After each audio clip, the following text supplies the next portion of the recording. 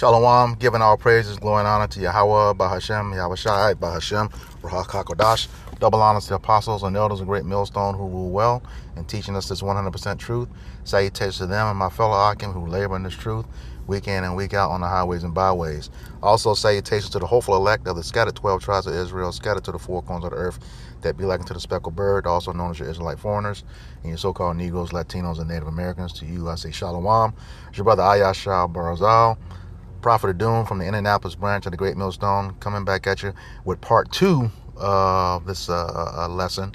Was trying to get out and had a little interruption. So, yeah, just want to continue with saying Jake is a mole for taking on his wife's last name. And we just know the days that are ahead, we know that that's going to come to an end.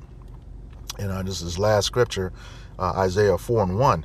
It says, and in that day, that's the day of judgment, 7 women, a complete number, shall take hold of one man, saying, we will eat our own bread and wear our own apparel. Only let us be called by thy name to take away our reproach. Okay? So now that the woman is elevated above the man and all of that, you know, it ain't gonna be no, you know, she wants to take on your name. Screw hers, despite how much money she makes, you know. All right, we know she's making the women and that's fine, you know. But men have been saying over and over again, the amount of money that a woman makes is meaningless to a man. That's not important to him. Okay, that's not important to him at all. And mind you, if you hear any background noise, I'm in transit right now. All right, yeah, it means absolutely nothing to him, her money. All right, and it's not going to mean nothing in that day, like it's talking about right now. You know, roughly paraphrasing Proverbs 11 and 4. All right, riches profit not in the day of wrath, but righteousness delivereth from death. Okay, she's going to realize that in that point in time. You know, they fussing about the 50-50 now.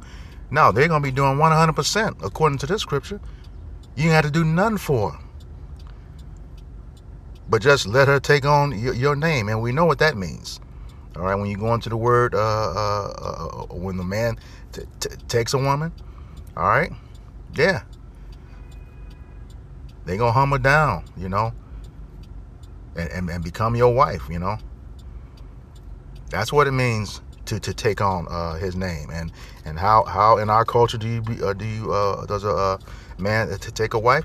He has sex with her. It's just that simple. All right. So I didn't want to make this too long. I just wanted to back up, you know, that last part about, you know, hey, and especially, like I said, an Israelite man ain't gonna definitely take on no woman's name, you know, an elect Israelite man. All right.